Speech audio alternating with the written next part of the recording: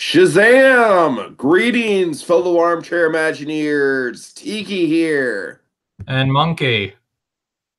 And welcome to the First Reactions podcast for Shazam. That's right, Monkey.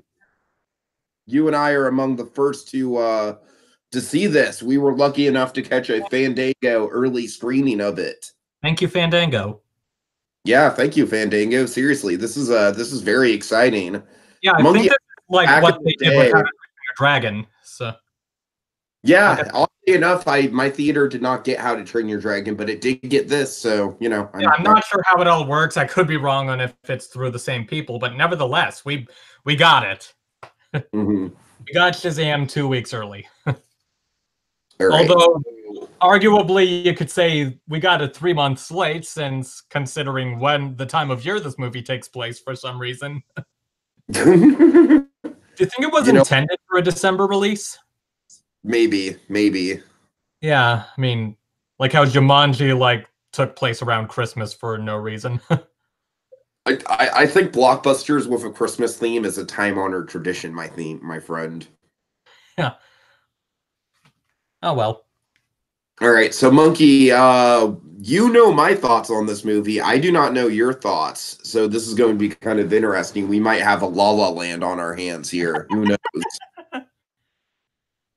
Monkey and everyone else watching here, I'm just going to make a bold statement. Make that statement. Legitimately one of my favorite superhero movies of all time. Like honestly, it's like up there with The Dark Knight and The Avengers. It's like legitimately just holy shit levels of pure entertainment in its finest form. I just love the crap out of this movie, man. Just unabashedly. Forgive me for asking, but just for comparison, just for the sake of it, whatever. Spider-Man 2, how does it compare with that? You see, Monkey, that's a very complicated question because Spider-Man 2 came out in a different time. Right. True. Like, I have so much nostalgia for Spider-Man 2, and Spider-Man 2 did a lot of things right. But on the other hand, Spider-Man 2 has flaws in it that aren't really inherent to the movie itself, but inherent to the genre at the time. So honestly, I feel like that's an apples and oranges situation with Spider-Man 2. Spider-Man 2 is kind of like a legacy movie at this point. Fair enough. Totally understandable. Monkey, we'll get into kind of specifics about what makes this movie work just so damn well for me. And keep in mind, folks, as Blue Dragon 5 will tell you, I am cynical by my very nature. Like, I do not come into many movies glowing like this. It's so...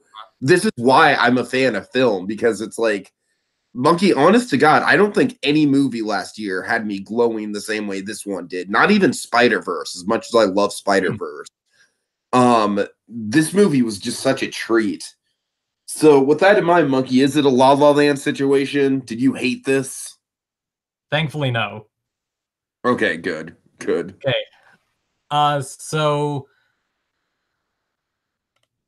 what? Oh, I just said good. Go ahead. What's your thoughts? Oh, I thought you cut out for a moment there. I got worried I clicked on the wrong thing. But anyway, so now keep in mind now, at least the way I'm going to put it, keep in mind, out of the movies of 2019 so far, I've only seen 5, this one included.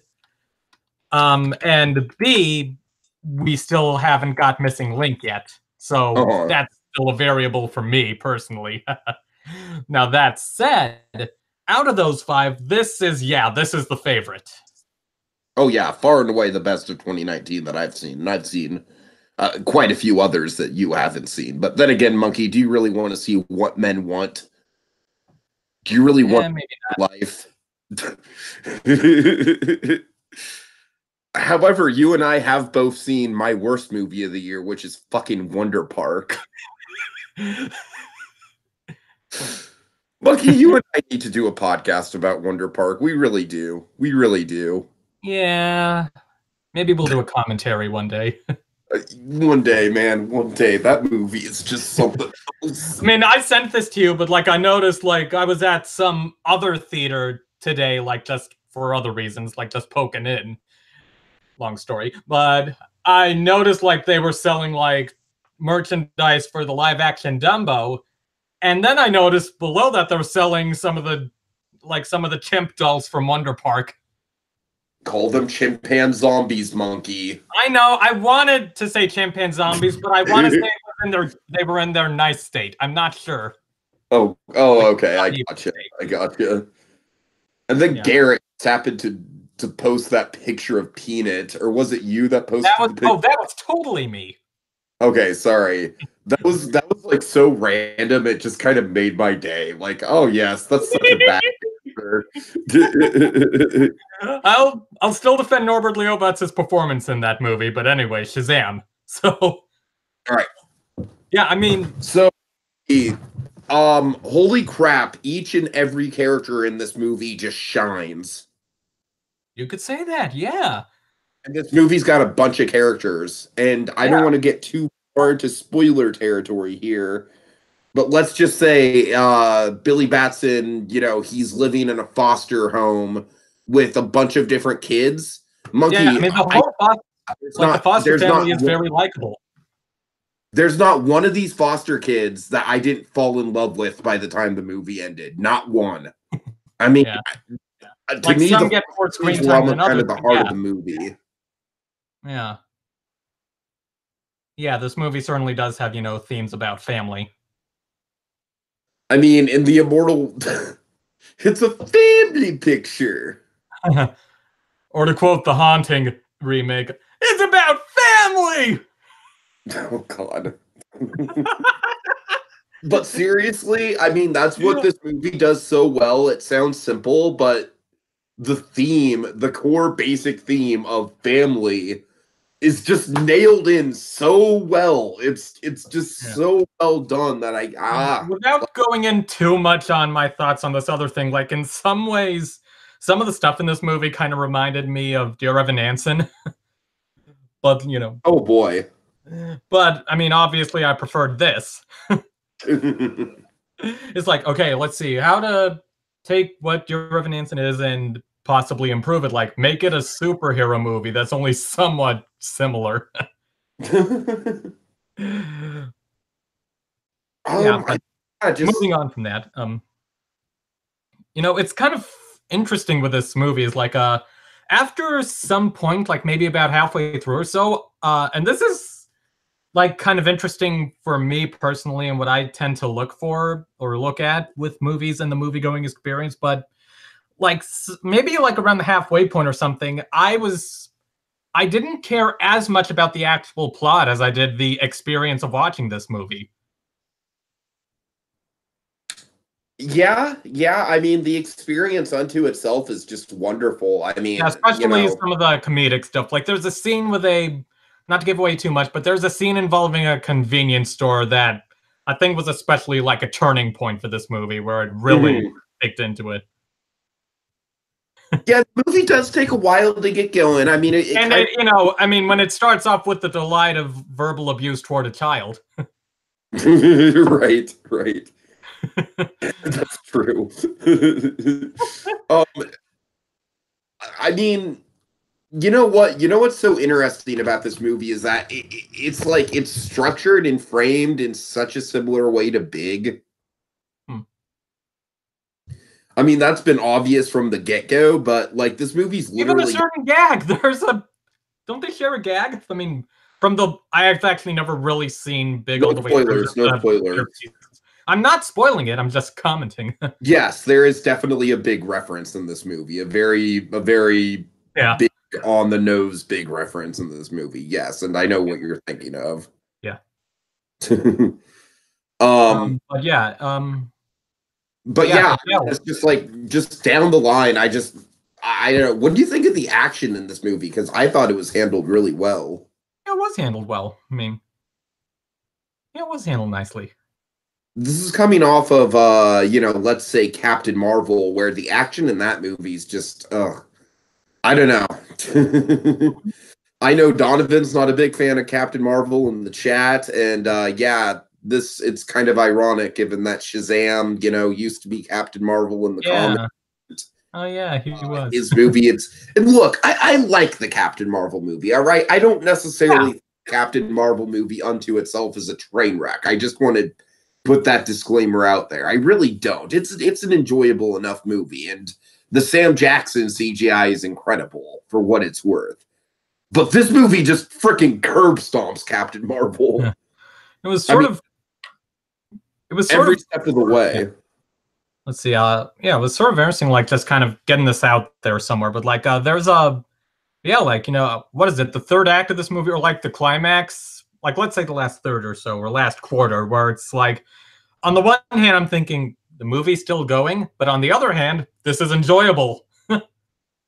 So that's I'm glad you're bringing this up because I feel like this is kind of like it's almost like a way, way, way more enjoyable Man of Steel, where Act 3 is essentially one big fight scene, but it's so much more fun than Man of Steel is. Was it? There was a moment where I'm trying to remember exactly. I only literally just remembered now, but there was a missed opportunity to make a joke about Superman and IHOP. Oh God, that would have been great. Yeah, like, oh, and that thing's like, oh yeah, what? And then Superman's gonna take us to IHOP, or we'll go to IHOP with Superman. I don't know. Let's see. The villain, I do feel this villain did feel a little like he was out of a different movie, especially in the first act. Like, there's a scene with him in like, it's kind of this sort of horrifying scene with a boardroom which is sort of like, whoa, okay, we have that in the like that scene honestly felt like something out of the Marvel Netflix universe. But I also feel like the film sort of mitigates that whole feeling by keeping him mostly out of the spotlight, at least for a while. Yeah, I mean, he has his time to shine in Act 3, and really, I think yeah, and then when he does come into the action, get more involved, it certainly works. Yeah, yeah. I mean, I don't think it's like a super memorable, like, obviously it's not like we're not talking like Loki or Heath Ledger Joker or anything like that. But I mean, I do think I really don't think, this is the thing, I really think this is a movie where the point of the movie is not the bad guy confrontation. The point of the movie is the characters and the hero and the family dynamics.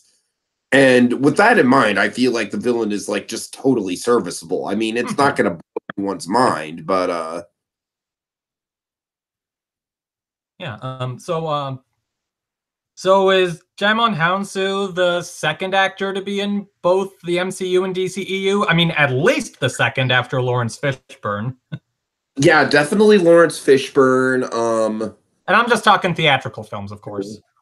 Of course. Jaimon Hounsou. It's funny, and it's funny having him and Captain Marvel at the same time.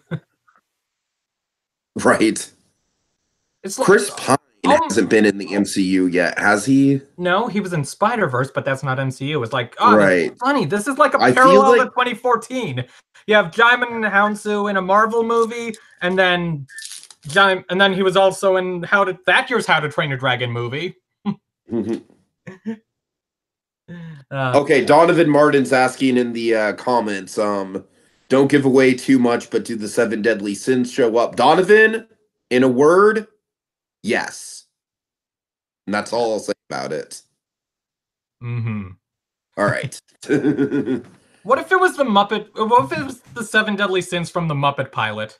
Oh, God. Oh, man, that would look different.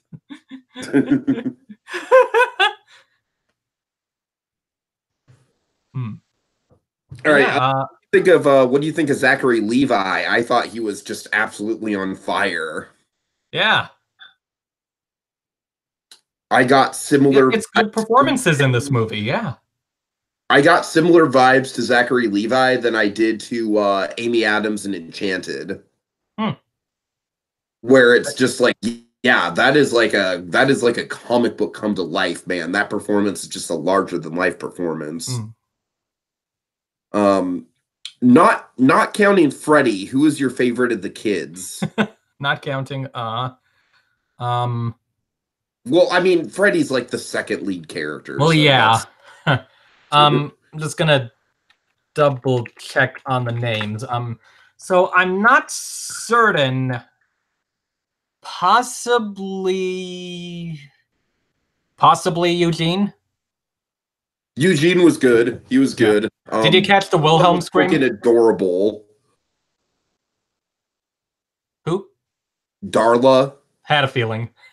But I don't know the name of him, but do you know the name of the Wait. chubby skin kid? Pedro? Pedro, yes, Pedro. I Where was love this? Pedro. Dang it, I forgot. Doesn't have a Jaimin lot to do, House. but when he does, I'm sorry, Pedro doesn't have a lot to do, but when he does do stuff, Mhm. it's great. Was it? I forgot. Jaimin Hounsu was also in Aquaman. Oh yeah, he was. Yeah. Huh. Anyway, And that's the thing, Monkey. I'm glad you bring that up because I legitimately I don't think this is a DCEU movie. I really don't. And you know why? why? I don't, if I remember correctly, it doesn't have a DC logo attached to it. I think it did. And B, this is what really stuck out to me. The movie is co-marketed as a New Line and Warner Brothers movie. And none of the other DC movies have the New Line logo in front of it. Interesting. So I think this movie is set in like Batman and Superman still exist in this movie as we've seen in the trailers. That's not giving anything away. But it's not necessarily Henry Cavill Superman, you know what I mean? Hadn't thought of that. Like it looks like it's supposed to be DCEU, but I get what you're saying. I think At yeah, the I can very get that. least, I feel like it could be Elseworlds, you know? And of course, Elseworlds is just the great kind of like catch-all of, hey, it's not in continuity, but we can use some elements of it. Donovan seems excited. Donovan, are you chanting Pedro because he's a major character in the comics?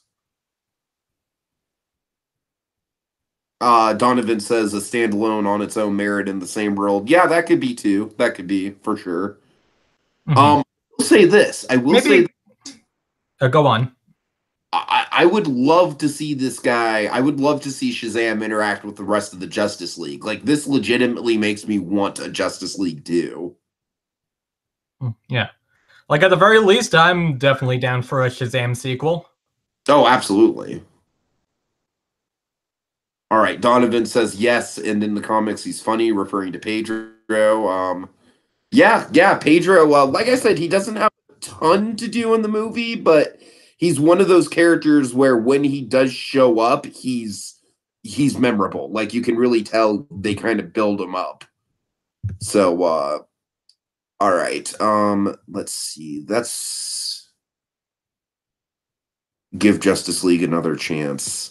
Are you, Donovan? Are you saying give the movie another chance, or are you saying like let's give the concept another chance? Because honestly, the movie is not bad to me. Like I don't think I the haven't movie seen is. it, full disclosure, so I like it's not a great movie, but I think it's a decent movie. I mean, I think Henry Cavill and Ezra Miller have some good chemistry together. That's really about it. But anyways, um,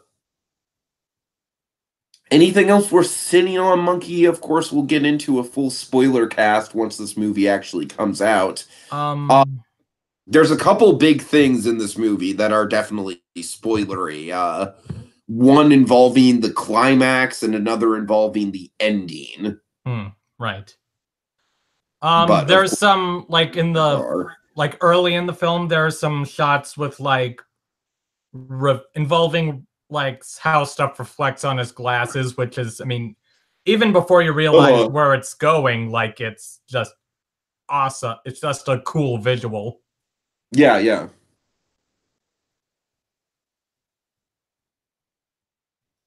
Which, of course, I say as someone who didn't really know these characters before his hand.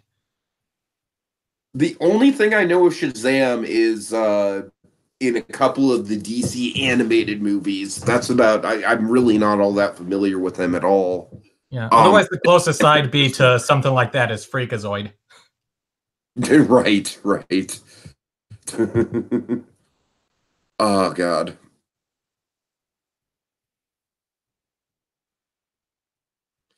Donovan saying a Justice League 2 sequel with Shazam in it, comedy gold, and Batman situation first before they sign off on any sort of Justice League 2. But I definitely would like to see him interacting with the rest of the gang.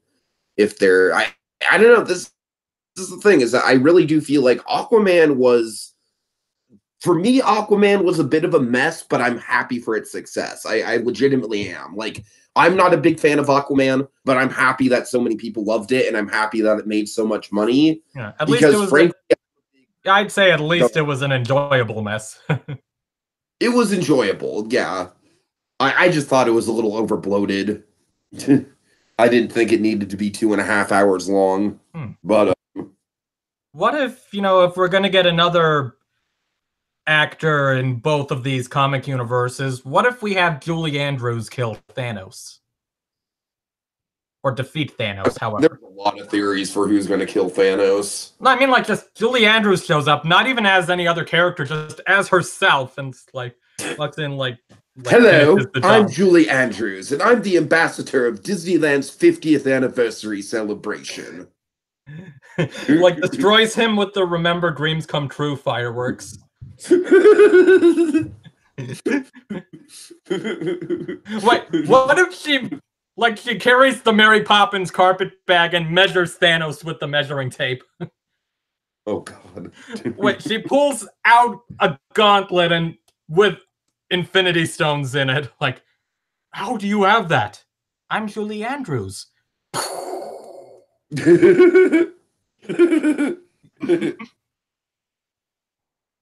Right. And on that note, I think we've pretty much reached our limit. But let me just say, like I said, I think DC is definitely on an upswing.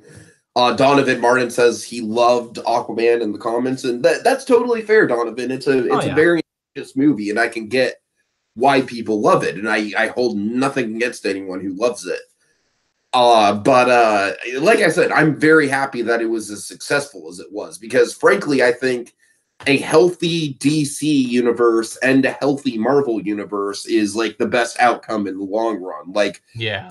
Monkey, I'm gonna get up on my pedestal for a second. All right, I'm gonna get up on my soapbox. Okay, looking up. All right. Frankly, I'm sick of this Marvel versus DC bullshit. We as movie fans and comic fans should want both sides of the coin to be as good as possible. Like, don't you agree, Monkey? That would be nice. Do we really have to take sides? And Shazam is a great example of, like, honest to God, maybe outside of the Guardians movies, I don't know if there's any movie in the MCU that I like better than Shazam. I really don't, outside of the Guardians movies. So Shazam is just like a great indicator of, like, there is life outside of the Disney bubble. Like, there is a Universal Studios which exists outside of Disney World, Monkey. It's just a few miles down the road. True. And my God, it's got some quality attractions too. What if Shazam ends up, like, defeating Thanos? Maybe. I don't know. And then, of course, he's going to have some scenes with Captain Marvel, so... Okay. All right. And on that note, everybody, thanks for watching. Go out and see Shazam if you didn't get a chance to. By all means, I recommend it. Of course, it'll be out in a couple of weeks. You going to go see Dumbo, Monkey? No! All right. Well, Monkey, you're lucky because you don't run a YouTube channel devoted entirely to Disney. So because I do, I have to see Dumbo. I don't have a fucking choice. It's my job. Have a good night, everybody.